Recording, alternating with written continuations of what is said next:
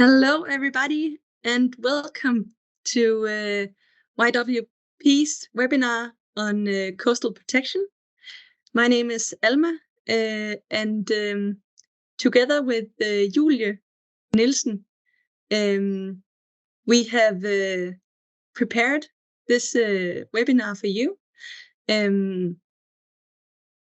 So, a few welcoming words before we begin. This webinar will be recorded, and afterwards it will be put up on our YouTube channel for you to find it later on or share with colleagues or friends. It's a new platform, not Teams, but Teams webinars for me at least.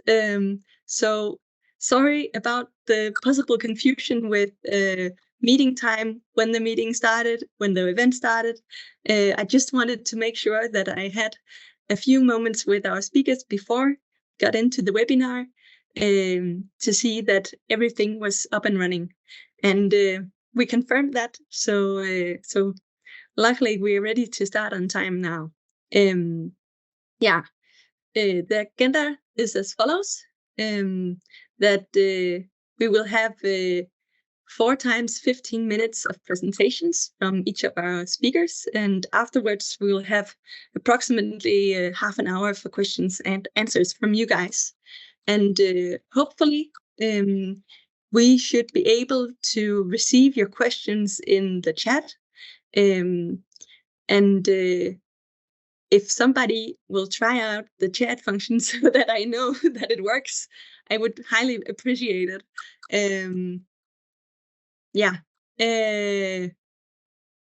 But that's more or less sort of the practical side of things. To get into the content and what we're going to experience today. I see you, your testing works. Perfect. Great to see.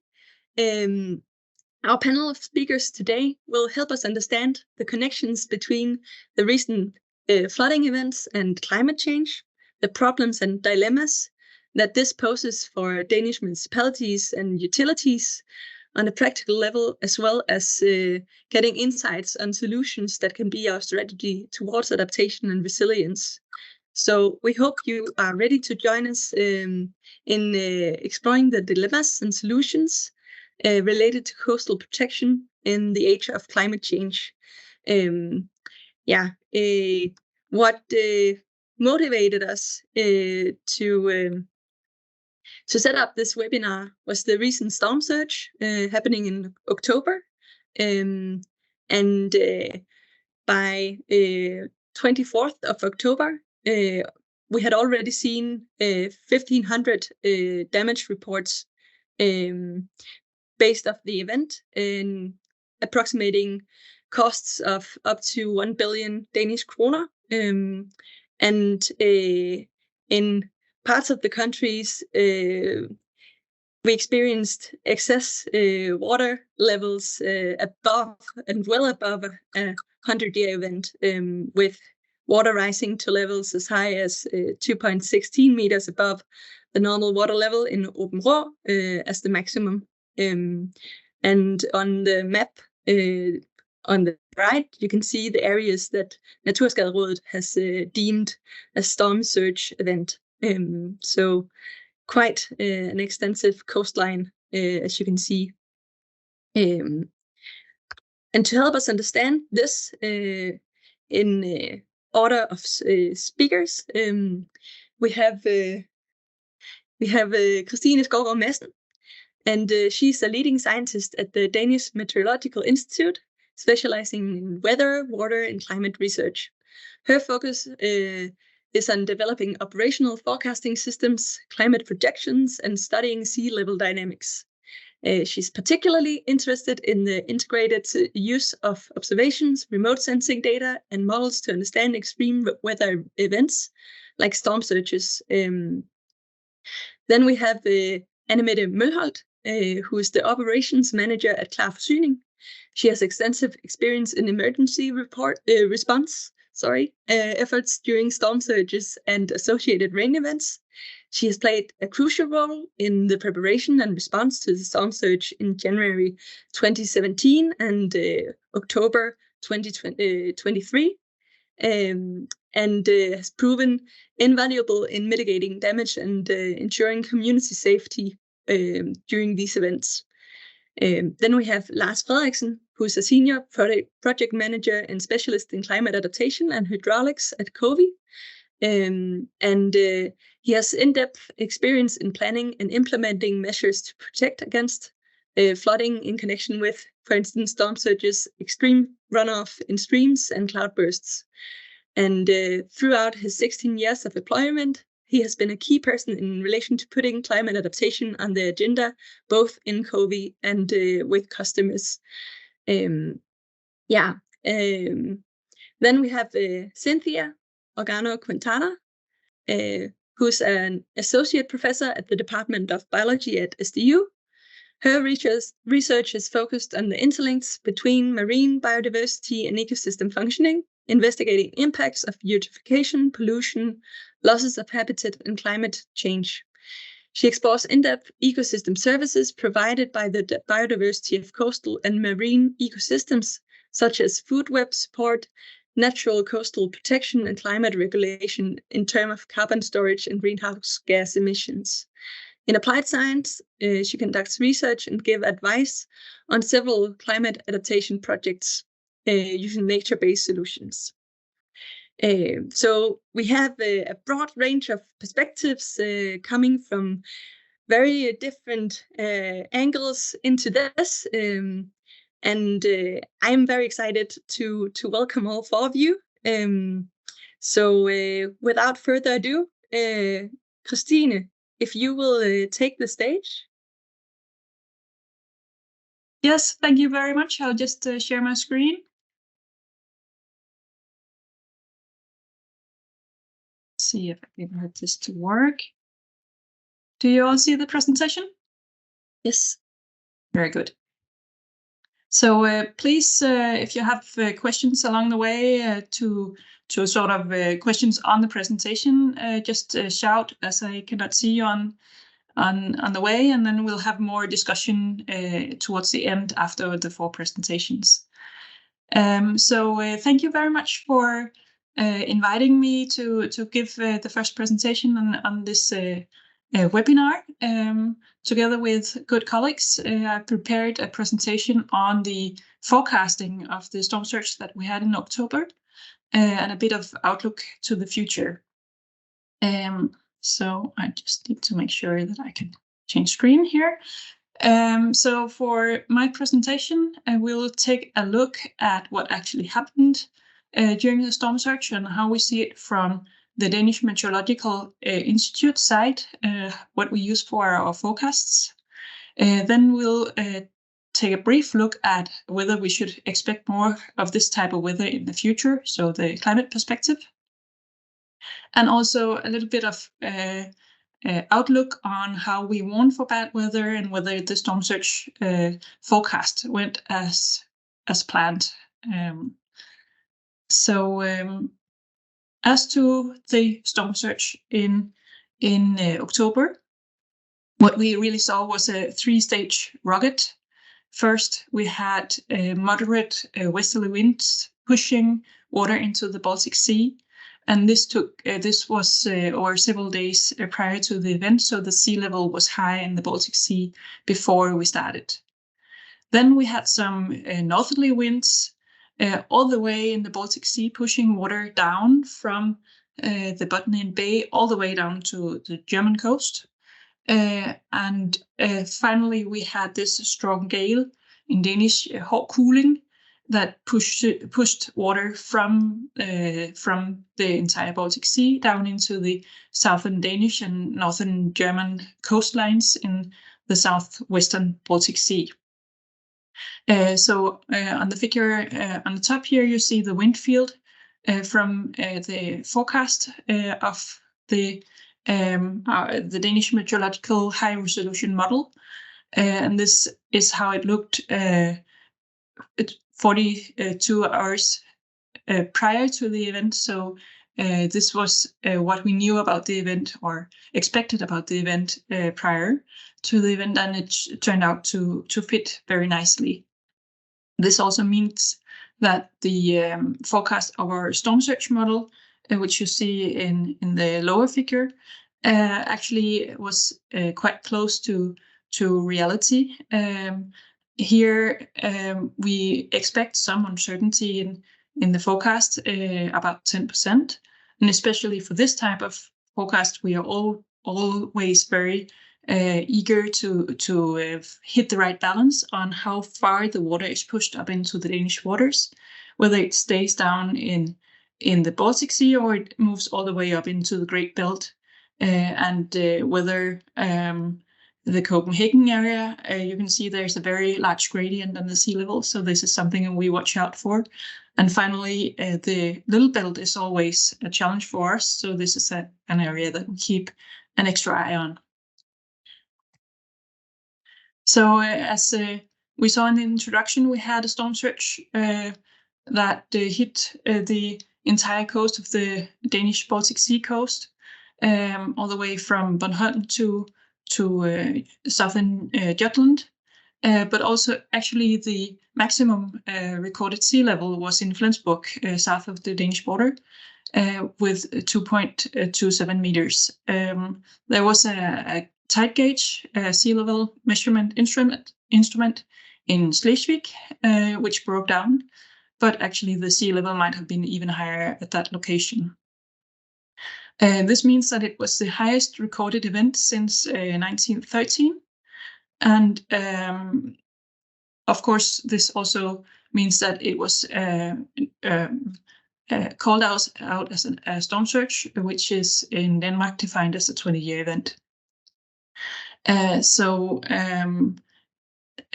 This is also a bit interesting to look closer at what actually made this weather, since it's such a big event. And what we saw was that in this event, we had a northern and rather stationary high pressure system, and then a southern low pressure system traveling towards traveling eastwards over the European continent. This is a rather unusual weather pattern, but something that we have seen before, and especially during this storm surge back in 1913 and in 1872, which was the biggest storm surge that we have detailed records on in the area. So the map down at the lower part of this display it's a weather map from 1872 showing these high and low pressure system. It was not identical, but it was similar. And one aspect is, of course, if you combine the two events, what would happen? Because in 1872 we had hurricane force winds, but we did not have the high sea level in advance that we had for this situation in October. If you want to read more about this, there are 2 papers out that you can look into. And about the October 2023 storm surge, just to focus in on the present time again. Of course, we also had the gale force winds causing high waves.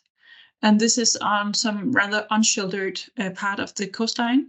The coastlines here are not as used to big waves as, for instance, the Danish west coast.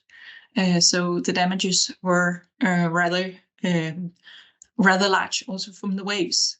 And finally, just to make things even better or worse, you could say, we had continuous rain during the event, and we had a lot of rain also before the event, which means that all water systems inland were full of water, and those that had short drainage times actually had a combined event where we saw water coming also from inland and making floodings in water streams, especially with some smaller watersheds in the southern Jylland. And finally, just a display on the newest part of our warning system at DMI, we have changed from only a warning about the sea level out in the water to actually say something about the flooding extents. And this is a service that we are building up in these years. And right now we base it on a Skovgaard service, so that the emergency services emergency authorities can access maps, which give some details and overview on the flood areas. So these are just 3 small sections from Åbenrå and KOWI, and the last one is from Kelstrup Strand. But you can zoom into, or the emergency authorities can zoom into their local area. And those of you who have worked with this kind of maps know that there are good things about them and there are limitations to what they can do. But these are coupled directly to our storm surge model, so they have the best possible quality that we can obtain today with the need for high-speed updates and all these kind of questions. But it's a service that's under development, and for now it's only for the emergency authorities since they have these limitations. And what we saw, as we also noticed in the introduction, that even though the storm surge was well forecast several days in advance, we had massive material damage, and it's expected to be the most expensive storm surge in the region. But luckily, there were no casualties. Possibly it was because it was very highly promoted with breaking news in the events several days before, breaking news about the event several days before. So there was a high level of awareness, at least. So can we expect more of this in the future? The question is very simply yes. And this is because the sea level is rising globally and also locally around Denmark. In Denmark, we're following the global mean sea level quite closely, but there is a bit of land rise in Denmark compensating for some of the global land rise. So this means that in the southern Denmark, we have seen sea level rise of here in Gedser, which is in this area, we have seen sea level rise of about 15 centimeters over the record time of 126 years, and this is very close to the global mean when you take into account the land rise. Just a small perspective looking at the past, if we had been 126 years ago and the sea level hadn't risen, then this difference is actually close to the difference between a 20-year event and a 100-year event in the area. So a little bit of climate signal is already there. But of course, with future sea level rises will be much more evident. And this is an area where it's very important how much the sea level rises. Many of you have probably seen the curves from IPCC before, showing the different scenarios of climate change and how much the sea level can rise in this century, and also the risk for larger changes, both in this century and especially looking further ahead. This has all been translated into heights for storm surges in the Danish climate atlas. So you can go into every piece of the Danish coastline and look at how much is the sea level expected to rise under different scenarios. And you can get some numbers on this. Also, worth noticing is that more winter rain is expected. So this means that the risk of these coinciding events is also rising. And if we just translate the sea level change signal into how often do we expect what is presently a 20-year event to occur in the future, how often should a 20-year event as it is today occur if we look towards the end of the century, well, then it's happening several times in the high scenario, several times a year, and in the lower scenarios, much more frequent also than today. But you see a large difference between the scenarios. This is a good example of where it's really important how much CO2 reduction we are able to obtain. So if we look at a bit about how we warn for bad weather, you have seen a lot of small snapshots of various models, and this is a very important tool at the Danish Meteorological Institute. We have models of the weather, of the sea level, of the waves, of the precipitation, and these are also put together with observations, both from instruments on land and from radars and satellites. And also we even have a use of webcams, such as the one on the Great Belt Bridge, to actually see how the weather is. This is all compiled by our 24/7 staff, our forecasters, who compile it into warnings based on the knowledge they have and past experience. And then it's communicated to relevant authorities and to the public, as you probably all know. We are very focused on having continuous improvements of the forecasts. So always to learn from events, and also have applied research and international collaboration to improve the events. And especially these big models that compute the weather and make forecasts, they are very much a matter of international collaboration. So one last slide on whether the storm surge went as forecasted. First, I can say, yes, this was a very well forecasted event. We're not always that lucky, but this time it went very well. But how do we actually see that?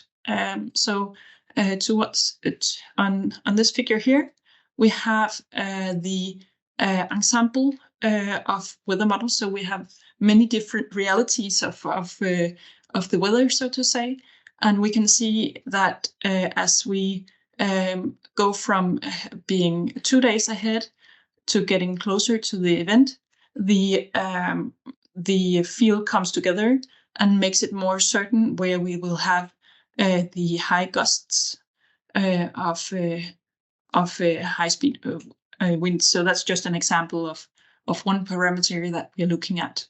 So we have many different realities of the weather ahead, and this means that we can say something about the uncertainty of the weather forecast. And this is an important tool for the weather forecasters. Also, we keep a continuous eye on how the forecast develops. So this is the sea level forecast for Sønderborg Havn, where we have the different times of the forecast. So one forecast that was made on the 17th at 0, so at midnight, and then a later and later forecast until the 19th at midnight. So these are the different curves, and you see that already several days ahead we could see that there was a big water event coming in, but the timing and height was not quite in place. And then as we got closer, the timing and height was more in place, and the black shows the observations, so the forecast was very, very close to reality. Finally, we are looking into how these different flood maps from Skovgaard and other places can help us in forecasting the flood extent. And here we are very aware of communicating both the quality and the possibilities, but also limitations of these products. So the authorities, emergency authorities, have the best possible tools when going out and securing life and property. So to sum up, the October 2023 storm surge caused heavy flooding due to the sea levels, waves, and rain. The high sea level events will become much more frequent in the future, and the winter rain will also increase. And warning for hazardous weather requires the state-of-the-art forecast systems and highly qualified 24/7 staff. So at DMI, the house really comes together when having such an extreme weather situation, and everybody works together to make the best possible forecasts. And it's an area of continuous development. So with this, thank you very much. Thank you, Kristine. Let's move on to Anne-Mette.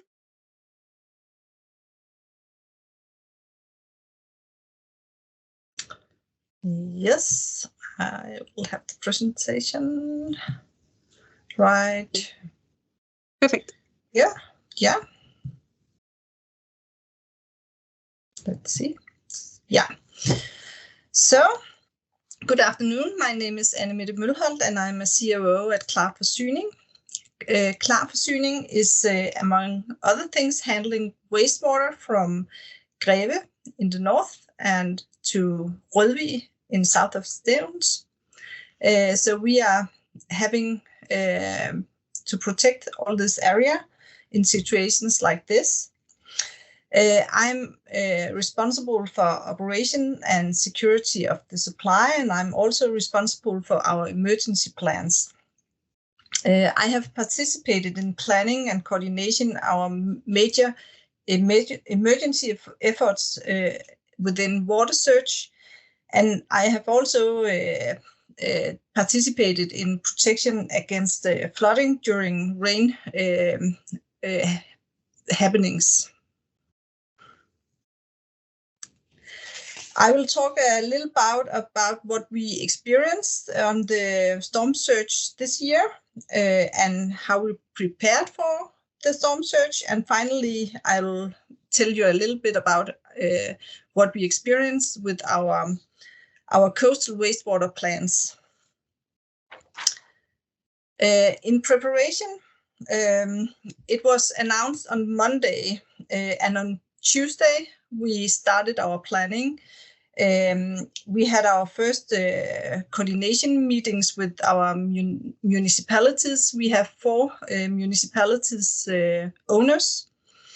And in KLAR Forsyning, we have instructions, like the one you see here on the left side. It is divided in areas, and for each areas, it is there's instructions about what to do, which action to do in each area. This area is in the north of Køge, and this area will be a big part of my presentation, because there's a special thing about the north of Køge, because there is a lagoon between the bay out here and the city on the left side. In situations like this, our instructions, they are divided in sea levels, and from 140, 160, and above 160. Normally, we prepare situations like this. We are going for a warning a bit higher than what is the warnings from DME, because we have to ensure that we are security because of the waves. Then they can be higher.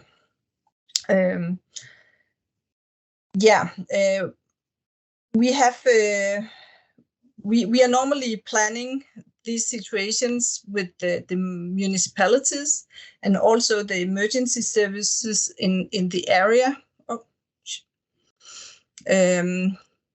Because we have a common interest in making the plans. For us, it is important that a few areas are flooded, because otherwise it will affect our severe network and our pumping station, and also our treatment plants.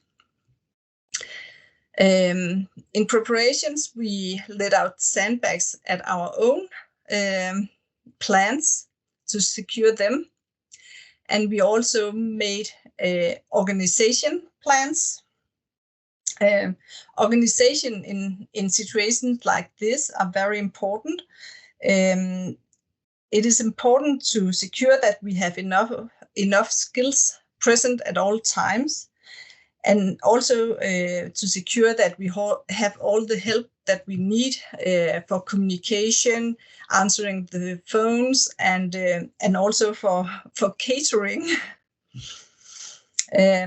We have 4 owner municipalities, and therefore we organized so we have had dedicated employees for each municipalities. Participation in crisis meetings for coordination takes a lot of time, and along the way we also have to improve new scenarios, actions, and possible solutions to be evaluated. In KLAR Forsyning, we have really skilled and committed colleagues. They are all used to working independently and to take necessary actions. It is difficult to achieve good results without everyone taking responsibility, especially in situations like this. This situation was when there was a holiday and many people and employees were already gone on holiday. At KLAR Forsyning, we also have extensive experience with using our own measuring instruments to record level and height and flow. And this has given us unique knowledge about how, for example, this lagoon was affected in situations like this. In 2017, this is from our own measuring instruments. You can see that the sea level was very low the day before the surge, and the surge rose quickly and also fell quickly. In 2007, we reached a height in the bay at 1.6 out here, but the lagoon had a buffer effect, so that it only reached the height of 1.30. So this area was not as affected as the sea. So this situation in this year, we used our knowledge from 2017 and prepared for that, but we also prepared that it would be worse. So what happened this year? I'll focus on Køge. Køge is our largest city in our area, and there is an old part in the city very close to the harbor down here. And there's also a stream that runs through the center of the city. We know that the city will be challenged, and we also prepared that the lagoon, it is the one you can see over here, would not act the same way as in 2017,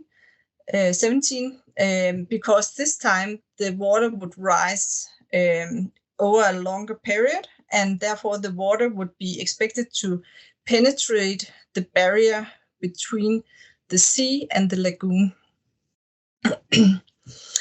In Køge, the water levels out in the sea was measured to 1.6, and you can also see it at, this is also our own measuring instruments. You can see the harbor in Køge. It broke down at a time. It couldn't handle the storm. So we have data from that, but we also have data from Hundi Havn, which is north of the Bay Area. And you can see they are very similar, so we can kind of use the data. And the Bay Area reached the height of 1.6, but because of the waves, then the lagoon had a pressure of water, so it's actually reached nearly 2 meters. The plant, the wastewater plant in Køge, is right here, kind of right here. And at Friday evening, the water came flooding all over the area. This was taking this picture at the evening. We were all sitting up here making emergency. We had to evacuate our cars, otherwise they would have drowned.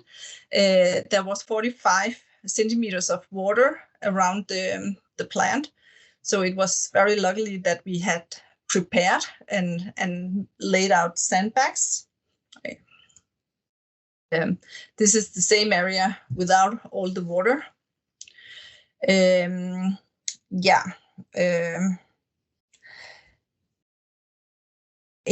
situation like this, we have large mobile pumps, and we reserve them to unplanned events.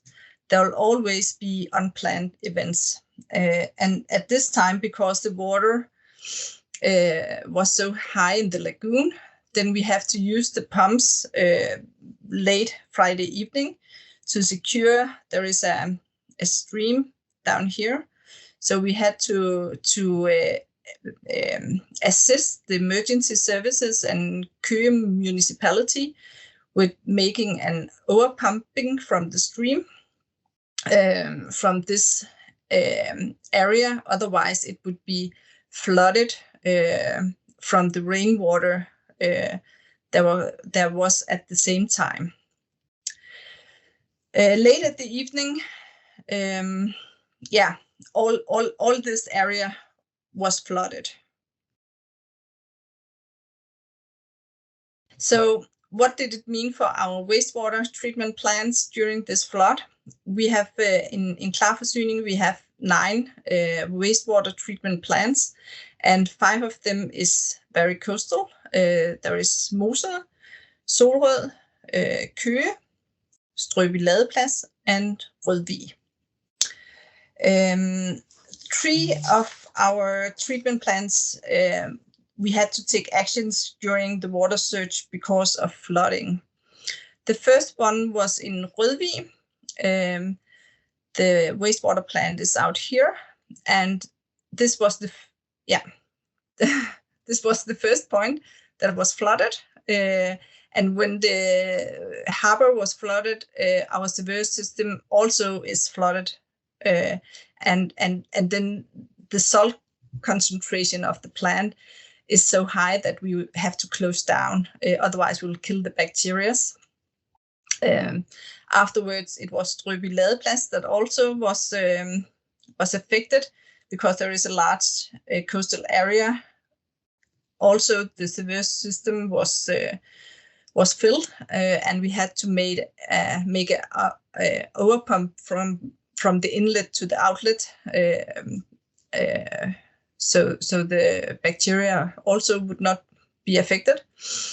And in Køge, when all this area I told you about, the lagoon, was flooded, and all this area was flooded, then the sewer system was flooded. And instead of pumping all the seawater through the wastewater plant, then we decided to close down the plant. And then we also had to close down all pumping system in Køge. And the sewer system that was not flooded, we used for storage facility for the wastewater during the time until the plant was up again. Mose and Solrød was not affected in the way because the terrain level at these points are higher, and also Mose because of their experience with rain flooding, we can pump from the wastewater plant to the ocean. So it makes a huge difference. Yeah. So questions will be in the end. Thank you. And I will encourage people to start writing their questions as they pop up into the chat. Thank you, Anne-Mette. It's good to see that we still have you here, Lars. I was starting to worry because I couldn't see you on my screen. But if you will take it from here. Sure. And you can hear me? I can hear you, yeah. That's good. I'm just trying to put up the presentation here. Tell me when it works. Yes, I see it. Yeah, cool. A lot of my slides will be, probably the slide text will be in Danish, but I will, of course, translate as good as I can. But this one is called The Climate is Changing, Are We? And it's because I will take the more practical point of view on what we're doing in COWI. I'm a senior project manager in COWI, and we're working pretty hard these days in order to try to carry out all these projects. And basically, the theme for today is super relevant because 76 out of 98 municipalities have a coastline. So it's it's a universal problem in Denmark. There's a few municipalities that doesn't have coastline. Anyways, when we're looking into this, I will be taking two examples that actually that I'm working in that was affected during this storm in October, and then another one also what we are doing in order to work with climate changes. But as an example on these low-hanging fruits, it could, for example, be establishing dikes as a sort of protections. That's one of our businesses. And in this case, I have taken a area that we just delivered last year. We had the 1-year inspection this year. And this is Mølholt, which is a recreational area in Vejle municipality, where approximately 500 properties are affected by storm surge, and also with the prognosis on the sea level rise, then of course it would get even worse. Those that are situated lowest in the terrain has already experienced severe floods already. So the project was about establishing a new 2-kilometer long dike. I think it's 2.3 actually kilometer dike. With there's a little small river running out also, so it of course has a closure also, like a floodgate. And the dike is established in level 2 meters. It will be bigger in the future. Everyone knows that, but when you start up these dike projects, in order to ensure you have tailwind, then it's good to start with something that people can accept. It's not just only from a technical point of view, but it's also what is acceptable. It's always easier to make a dike higher when it's already there than it is from the start. So this one is at 2 meters in the top. So what we did here was to make a detailed project. We have done the full advisory, so we also have been finding out who and how many people and what did they have to pay for this, because it's kystbeskyttelsesloven, the law of coastal protection. So in this, there's some handles that gives the ability of putting the bill to those that benefits from the protection. So this is actually the full project, which is a kind of a big snake going through in this area, and of course we model it in 3D, so it's easier for dissemination for the people there, but also in order to move it around so it fits so it basically fits the purpose and to ensure that there's plenty of places to cross it. There's many rules that have to be access for the beach. There has to be areas where the ambulances and so on can access the beaches. So there's a lot of things to look at when you're making such a big impact in the terrain actually. And here it's as you can see in this model there, the more wide it gets, the more high it is. So at this point here, this is where the elevation of the dike is the highest compared to existing elevation. That means that some of these summer houses, when you're standing next to the dike, you basically don't have a sea view anymore. The view has disappeared due to the dike. Nevertheless, it's also those house owners that are easiest in the process because they have also experienced the floods before.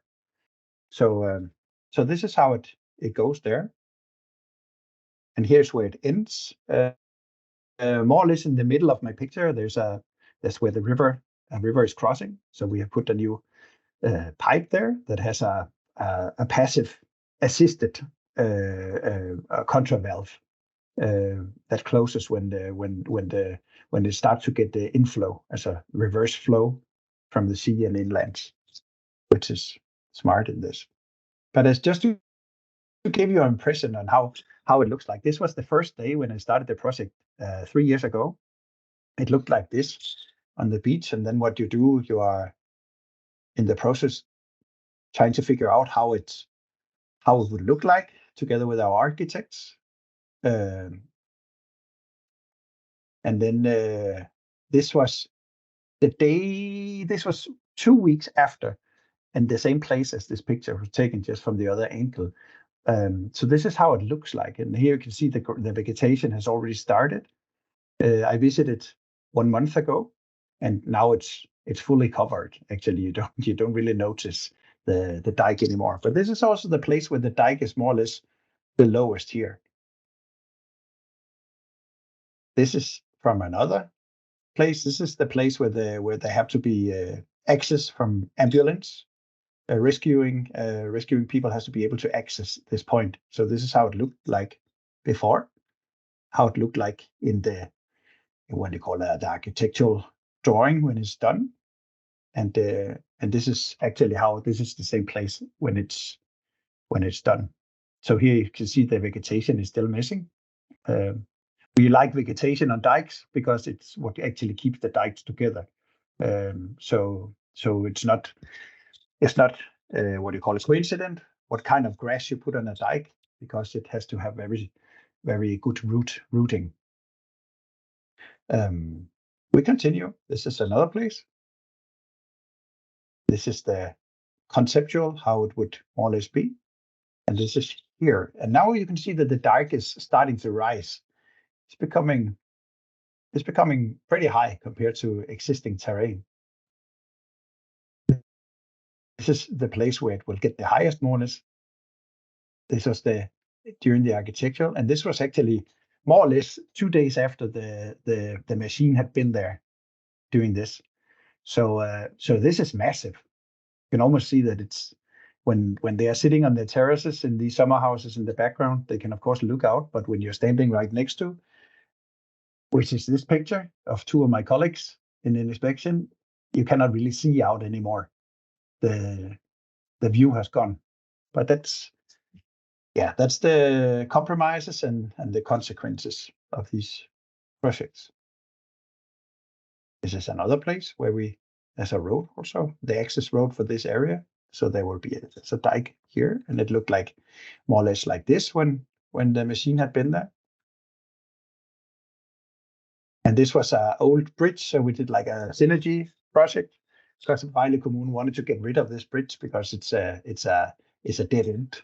It's an old road that is not being used anymore. So we decided to do a synergy, removing this old bridge and installing this new pipe that we have here. And then at the end, they were then mounted also the contra valve. So basically in a pretty it's an intense process regarding authorities and and regarding also the contributors. But to build it is not really complicated. It's basically just soil. It's there's not so much technique. It's the processes. Then we get something that is not so easy actually. And this is the not so low hanging fruits. It is what when we are in our existing cities, for example. And as example, I have taken Esbjerg, which we have done a project in the latest years. And this is if you look at the left, that is a 100-year event and a 1,000-year event. If it comes today, and in 100 years, it looks like what you see on the right part of the picture. And of course, there are risk identified municipality due to the flood directive of EU. And then an important part that the kids here are saying that the sea level rise is not stopping in 21. It's just so there's many that has this as a this is the years we're looking in public planning, but it's just that we have to remember that they don't stop in 2100. They continue. So we made a strategy in this project that we have to take down the risk picture. We have to minimize the damage cost due to floods, and of course we have to maintain the safety of the citizens, and then of course also to ensure that Esbjerg is attractive in the future, that people can be developing there without any worries. So we have to act now, and we of course in this project we have to acknowledge that there's uncertainty in the climate changes.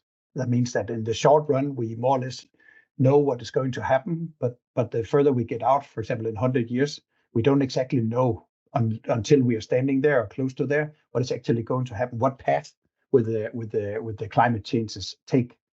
So of course there has to be some sort of robust in this. And then we also have to know in the strategy that planning takes time. So we made a strategy of 2 lines. That was within line number 1 is possible to implement quick, and line number 2 will be the future defense in Esbjerg.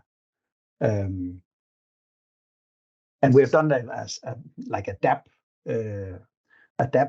approach that within the short run they have to plan and execute this line number 1, and then at some point we are changing track kind of all the time in this. That's like the strategy. So at some point is the line 2 that is taking over from line number 1. Line 1 is kind of simple, and it's simple because of several things. There's a very, very active harbor in Esbjerg. Everyone knows that. That's one of the biggest thing in Esbjerg at all. So there's a lot of things we have to take care of in the project. So in this one, we're making a wall, but the wall cannot be very high because of traffic issues. They were afraid that you cannot look over the wall and there could be traffic injuries from trucks, and there's a massive traffic there. So basically it can be 0.9 meter higher than the regular terrain, this wall, as a maximum. So basically it's a concrete wall. Sometimes it's concrete, sometimes it's where it's narrow, it's some pre-made L elements. And then there's gates everywhere you have to close. There's some either gates or these other Svinerygsplanker, which I don't really know exactly what it's called in English. But it's you have some beams between some poles. So this is actually the strategy for this line number 1. And as you see here, this is how it looks like in cross sections. It's basically just a wall. There's nothing in that. It's easy build. It's just very long, but how it will look like in the different placings. And also that they want to use it to maybe tell the story of the harbor, or maybe as in this one, what companies are behind the wall and so on. So then they want to put also some memories of where had the floods been, in order to do a dissemination of why is this wall there. So it actually makes quite good sense. And here we have, this is a before, and this is a after picture, how it will look like when it's implemented. This is again a place before, and this is how it would look like. So it's not super tall, and the reason why it's not super tall, then we are going back to that's because we cannot build it higher, but they need something now if they want to do a damage control. And that makes me directly over to the line number 2, safety line number 2, which will happen in the future. And here we see actually it's a green corridor they want to establish through Esbjerg. And in order to do that, they need to find out what buildings should be preserved, what buildings should not be preserved, because here we are actually mingling here as in an existing urban area. So some houses will have to go. That is the consequence of this. But then they are getting something new. They will get they will get like a park through. It will be green. It's pretty tall. This one we have done is level 6, but it can be a level 8 also if possible. And look, what was did something ding? Did something say something? I don't know. Anyways, so the whole concept here is to think all the recreational part inside of the. So there's a lot of old buildings, old factory stores, and so on. We want to incorporate that in this solution. So it's not just a storm surge protection, but it's also something that adds a value for the city. And there's just some examples on these matters here. It can be used. Old factories can be used for new purposes. It's a building that we would like to be a part of we would like to take off the roof. So there's many interesting parts in this one. And then we have as the last one as an example, I have these that are not really low-hanging fruits. They are super technical installations, but they're Lars, needed. Yeah. I'll need you to go through the not so low-hanging fruits in a bit higher pace. If I can ask you to a higher pace, quicker. yeah. Yeah. Okay, well I do it quickly.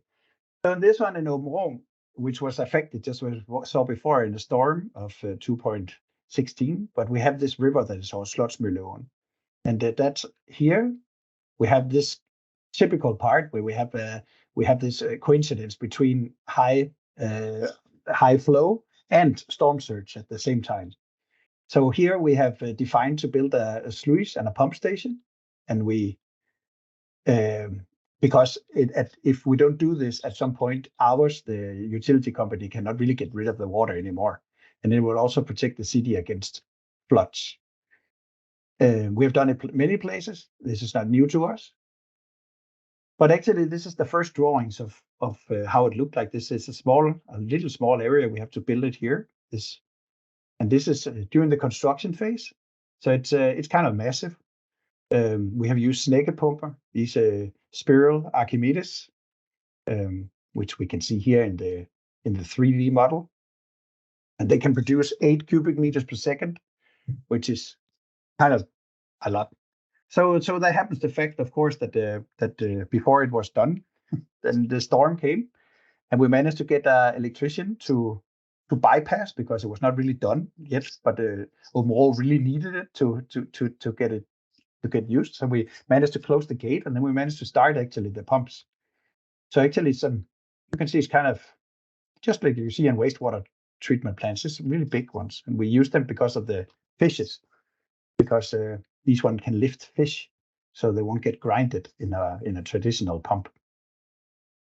So it was just it just looked super chaotic during this phase, but it actually worked. So yeah, it was possible to use this before it's delivered actually, that we got it.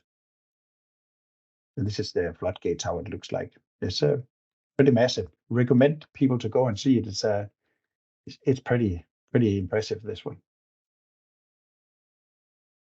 Yeah, that was it. Thank you, Lars. Yeah. Cynthia, last but not least. Thank you. So I will find my screen and share.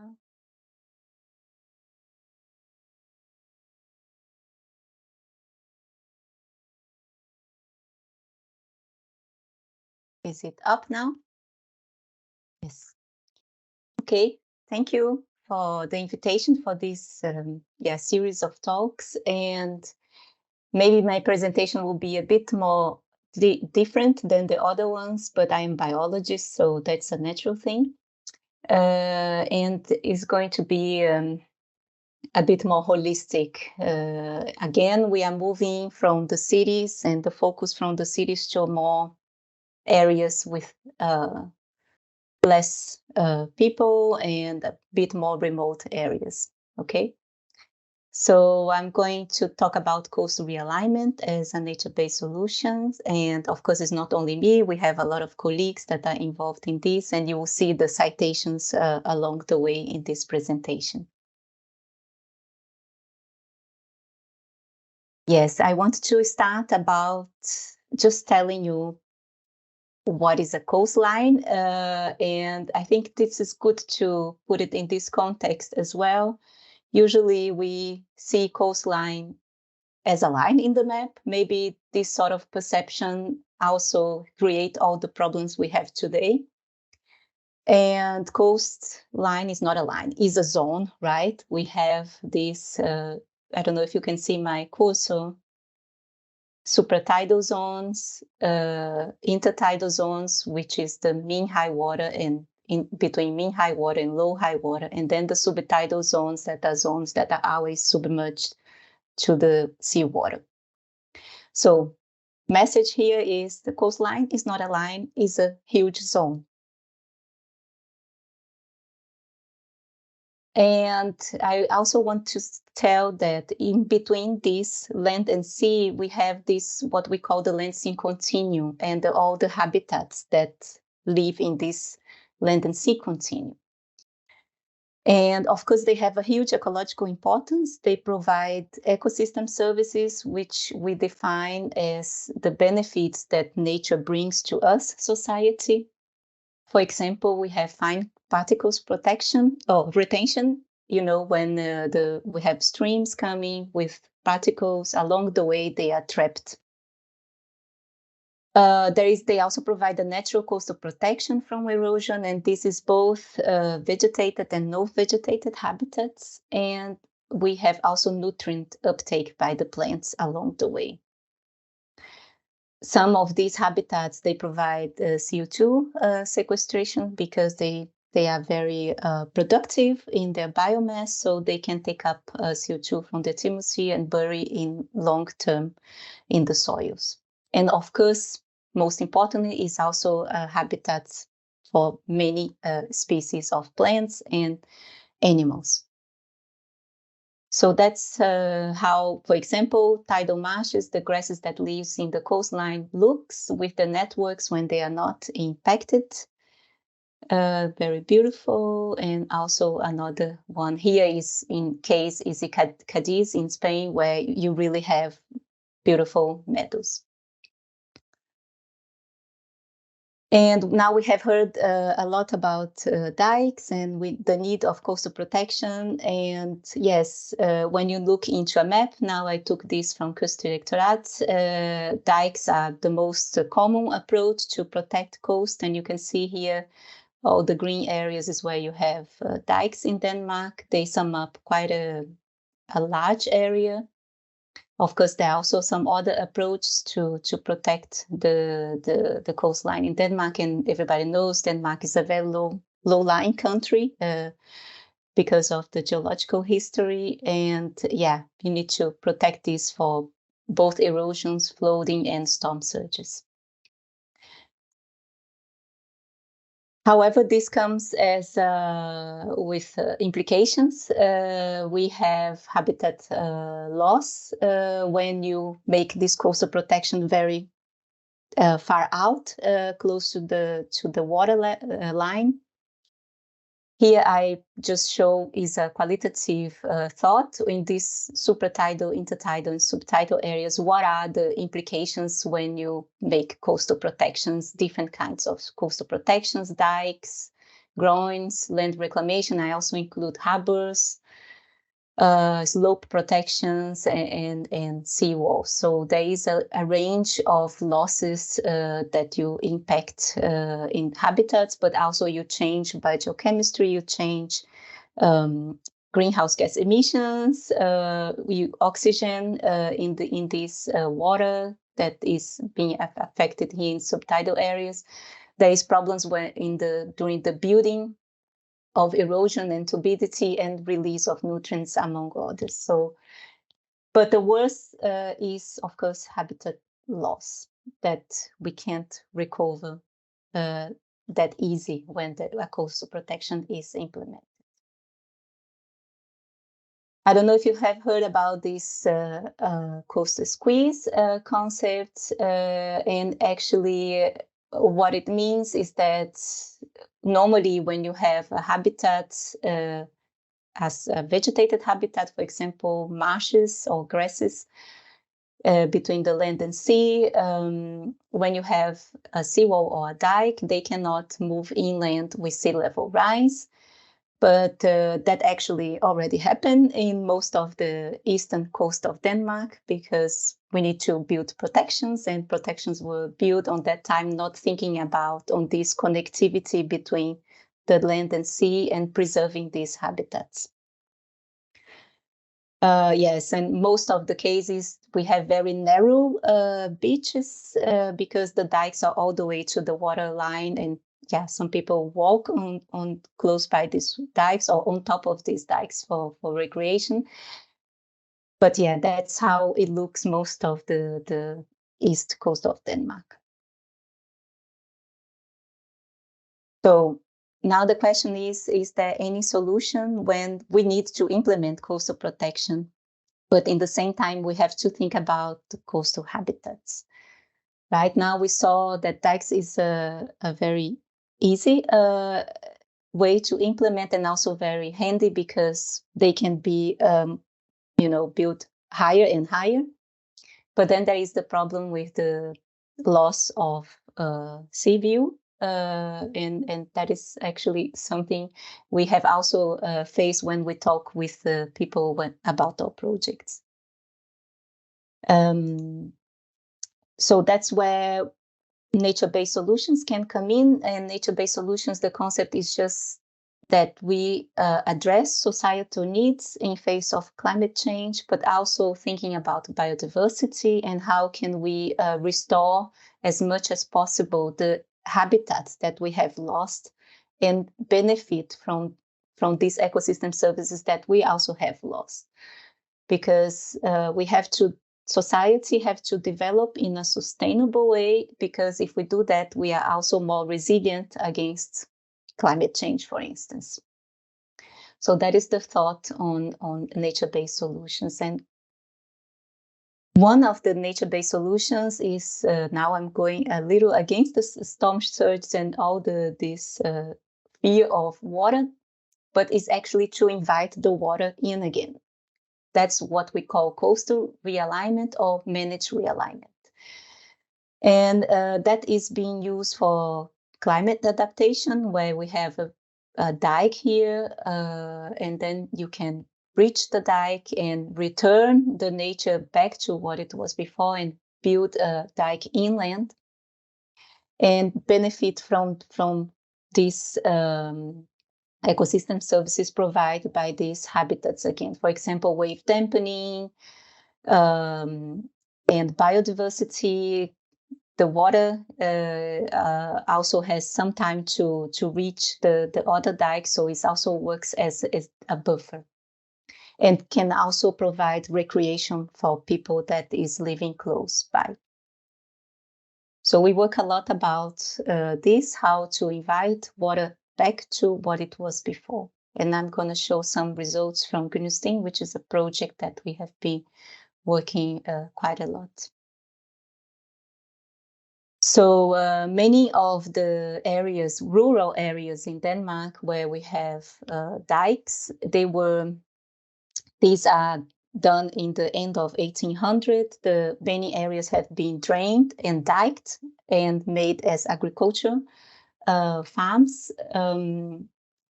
And of course, this has some implications. It is difficult to keep the water out, even though the drainage systems can be very efficient. Usually you can see a band of areas that cannot be cultivated. So these farms, they are not very profitable in some way. And now going to Gunnesting, as example, the storm have broke the dikes many times there in that area, and it was huge efforts on maintaining the dike. So it cost many millions in that particular area to keep the dikes, protecting the land behind. So that's why it was relatively easy to convince the farms to sell that land to be converted to a coastal lagoon again. But that's how it looked long time ago, the coastline in the end of 1700s. And there was in many other places in Denmark, it looked exactly like the same. A lot of islands close by the coast, which were then drained and diked that coastal area here. And I think it's estimated that in Denmark, we have lost a bit more than 1,000 of these small islands just by reclaiming the land and using that as agriculture purposes. And in 2014, Ovi Jensen Foundation bought this land and breach the dikes and create a marine lagoon and a lake. And since then, we have been following very closely what happens with biodiversity and the ecology of this area. And this is a great, the marine lagoon is 214 hectares and the lake is 144 hectares. So it was kind of a large project. And we follow both the biodiversity, as I said, but also climate-wise, what was the outcome of this in terms of greenhouse gases. Yes, coastal Gunnesting is also a climate adaptation. They have built dikes inland. Those are the red lines, and the dikes were a little higher than the ones before. Is 1.5 meters, and they can 2 minutes left. Okay, they can be built even higher. Somehow I thought I had more time. Okay, that's how it looked before and after. And as I say, we also measure the mitigation potential, how much this area will avoid in CO2. And we have made this screen of stations measuring CO2 emissions before and after the flooding. And we saw that it has decreased quite a bit the emission of CO2. In the first year, it reduced to about 3,000 per year, but we have measured afterwards, and the lagoon is neutral in CO2, but also actually some years it takes up CO2 because of primary production. And here we have the numbers. And actually, if we compare, if that area was farm again, we are saving 29 tons of CO2 per hectare per year. And that is also published if you are interested to hear more about it. We look also the NNP, and there was a decrease in N in 81% from when the lagoon was open until the end. That was good news for us, but the phosphorus is a bit slower, as you can see here in this map. And those nutrients, they come from fertilizers that was remaining from the agriculture practices. I wanted to show you that we also use Gunnesting as an outreach platform for students and also other age groups that comes along. And here we show the biodiversity, what we can find in the lagoon is actually well received from the public around. And now it's all the way the different order, but we have actually 80,000 people per year that visit this area, and it's quite a lot when we think about Bovense, that is a bit far out. It was predicted there would be only 10,000 10,000 people per year, but we got much more than that. People are generally interested in birds and history, and the younger generation also in climate. But we need to do a better job for research. Here isn't the topic. It's only older generations that like a little bit to hear about the research, but not so much the young people.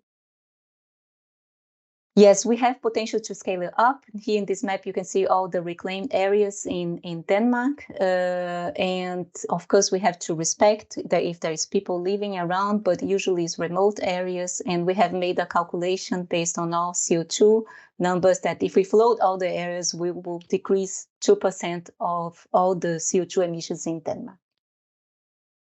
Now I have a summary.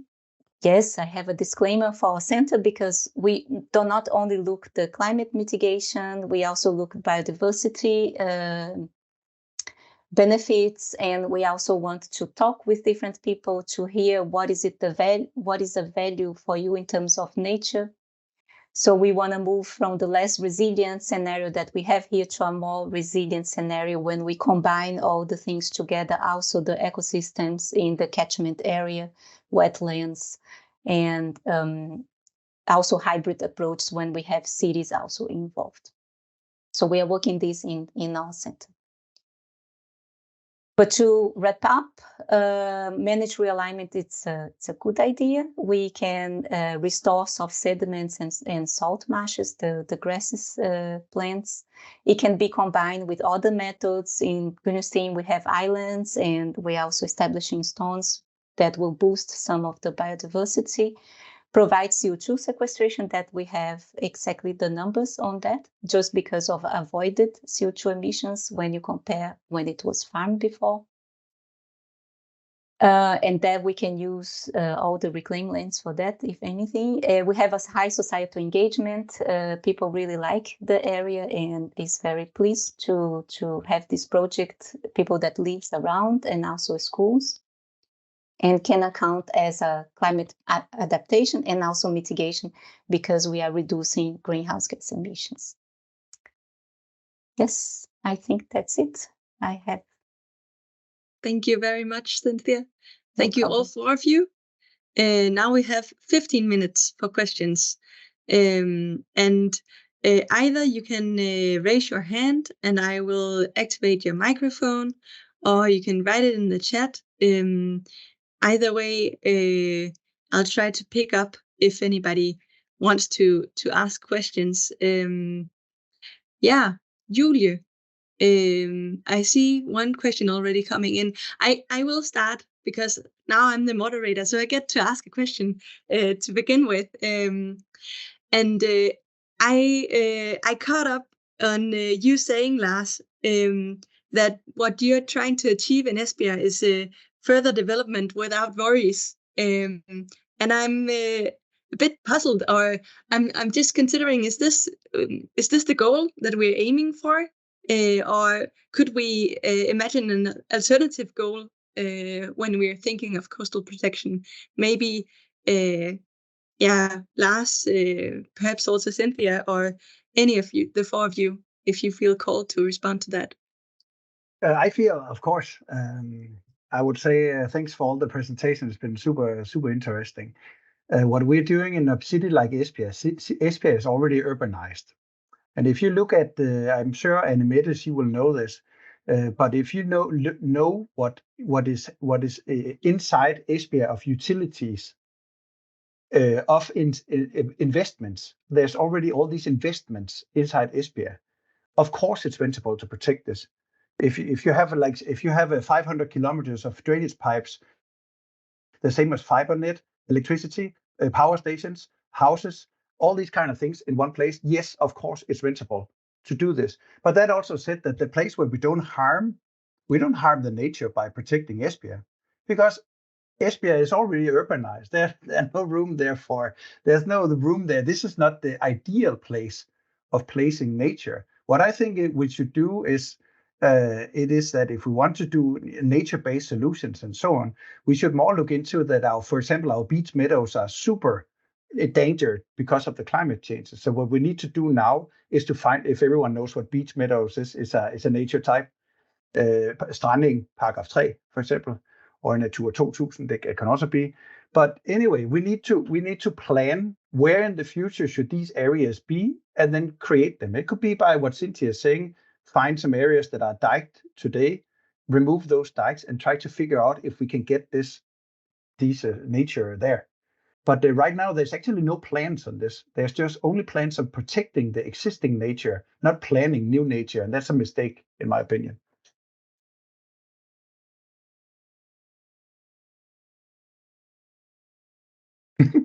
Do you want to supplement the response, Cynthia? Or?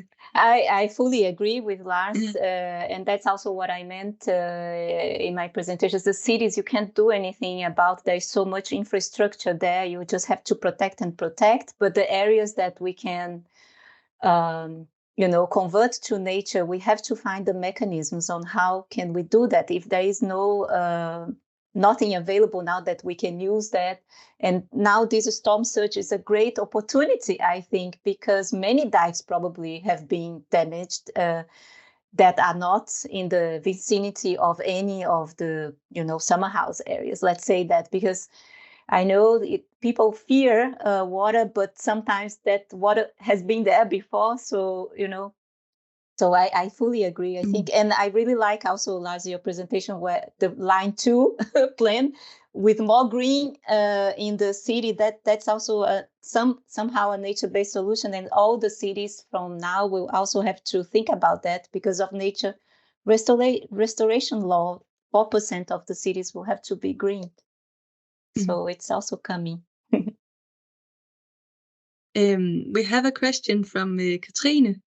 Asking or saying waves are an important part in calculating the height of protection. Would DMI include these in forecasts or articles of the aftermath? Is it a part of your models, and how do you model these? Yeah, so that's a very nice question. And also thank you to all of the other presenters. I really enjoyed listening to all of the presentations. So about the waves, as you saw in my presentation, we have a wave model operationally doing forecasts of the Danish coasts. And it is a part of our warning also for this storm surge that there would be waves. But it is true that the wave set up at the coast is not a part of our sea level prediction. And that is because the wave signal that we have at the coast is a very local signal. So you need to know every detail of the coastline, but also the bathymetry very close to the coast and a bit further out to really calculate how the wave setup would be from a storm surge. So that needs some very local studies.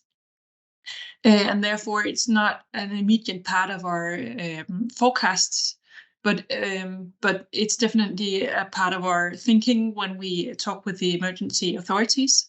So you can say that this part with the waves actually come with the person, the forecasters, speaking with the emergency authorities, since we do not have this detailed modeling. But waves, the large-scale wave model is a part of our DMI-free data. So it is possible to go in and pick the forecast and do local studies for a specific region, but it needs to be very local to actually calculate this.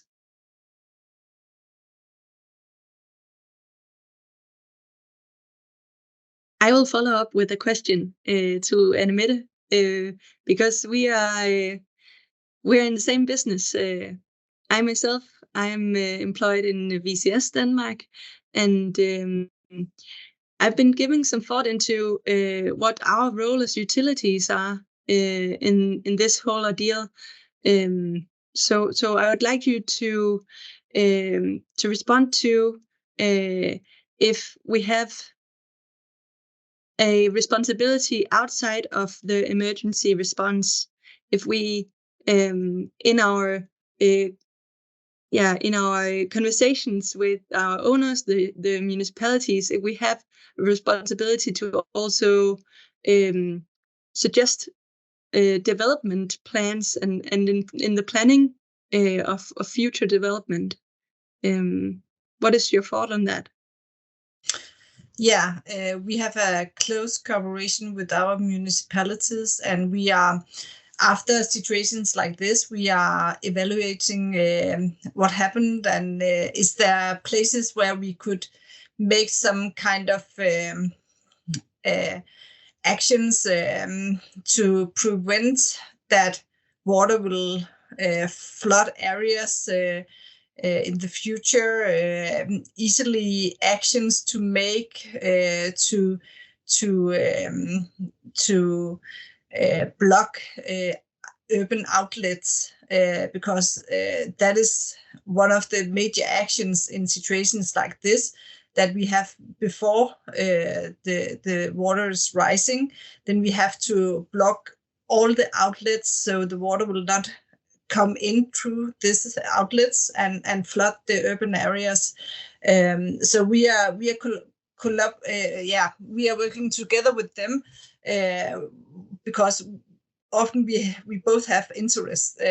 We have our severe systems that are flooded if actions are not taken, and they of course have to protect the city areas along with the citizens. Was that an answer enough for? Yeah, thank you. I have a question for you, Cintia.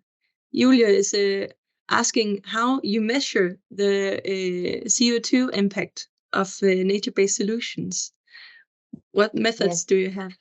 Yes, that is easy when it's in the farms and natural habitats. We measure with a machine, in situ machine, where we go there and measure ourselves, and then we take the season changes.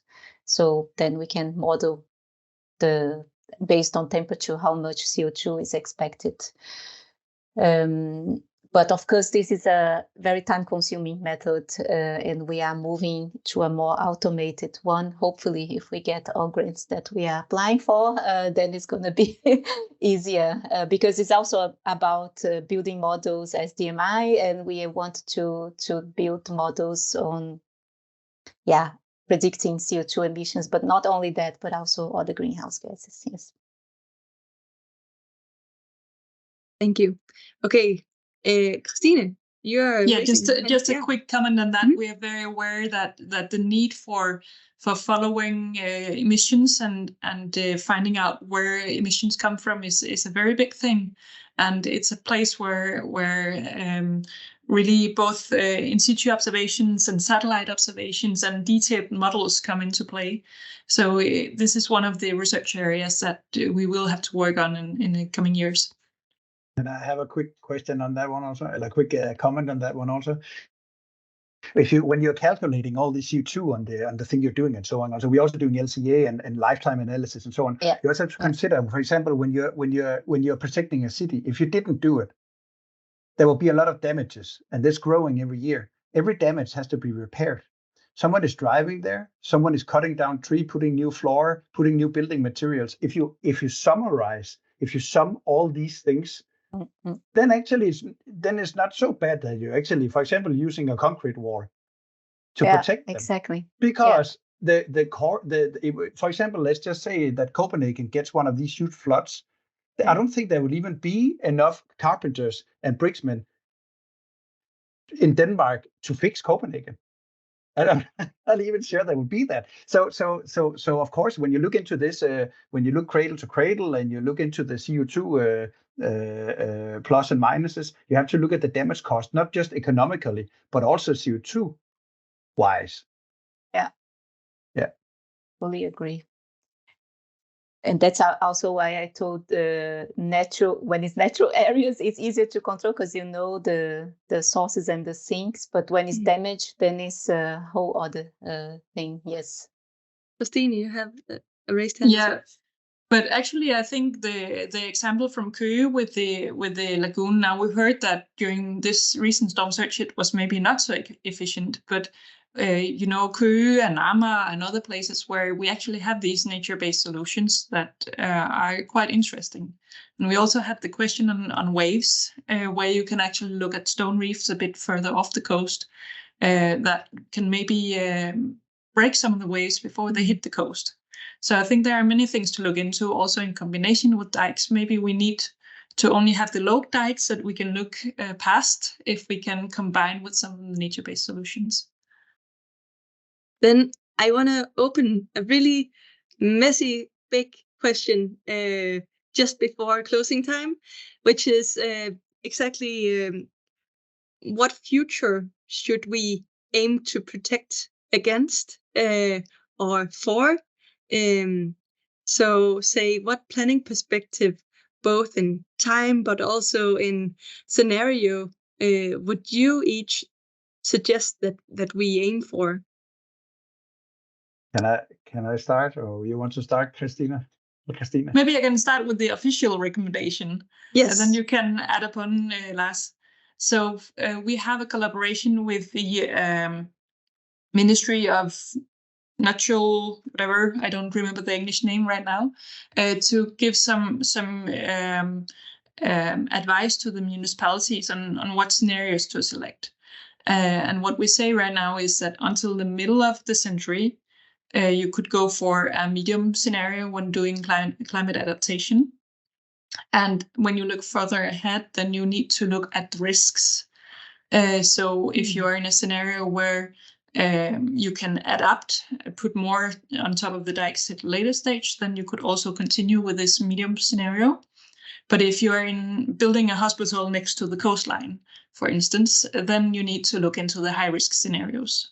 So that's sort of what we recommend from an official side. Lars? Yeah, well, it depends a lot. I'm still, trying, I'm amazed about that. Most of our cities have 1,000-year-old history, right? And then in 100 years, we have managed to doom them. In 100 years, we have managed to kind of ruin 1,000 of years history, which is impressive in a negative way. But that also said that I agree completely with Kristine that if it's something short term, we should look at what is in. But I also think that hospital should never be. We also have to stop building at the coast. That hospital should just not be at the coast. At the coastline. And that's, of course, if you're building a new metro and you really need it, or you're building a Great Belt Bridge or a Little Belt Bridge number 3 and so on, we have to, because it has a lifespan. So of course we have to guess in the future. So we have to do our best estimates. But this robustness, we really need that. And then of course, at some point we have to either be like Holland and pump all our rainwater out, because we need a huge dike in front of our coast cities, or else we should retreat, and then we should just stop building at the harbor front and maybe build uplands instead. But again, yeah, it's politics. It's not. This is not science actually. It's politics. But we can still help give suggestions to our politicians. Hopefully they listen. Yeah. Unless you have further comments. I just want to follow up on this, and I super agree. We should never build in the coast. Now we can see the lessons. The ones approving these projects, please take care with it. Otherwise, if it's not doable, of course, we can also adapt the buildings to floating, right? You can build buildings in pillars and things like that, but still the best will be to avoid new areas in the coast to be built to start with. Yes. Then I want to close up. I'm just going to share this last slide. And of course, thank all of our presenters for participating, and our audience as well. And then I just want to suggest that you go into our website and find some of our coming events. We have events lined up throughout next week in all of the major cities. So you can pick up on this discussion with your local chapter. And then I want to wish everybody a really pleasant evening, and hopefully see you in real life sometime soon. Yeah, so thank you very much. Thank you. Thank you. Thank you. Thanks.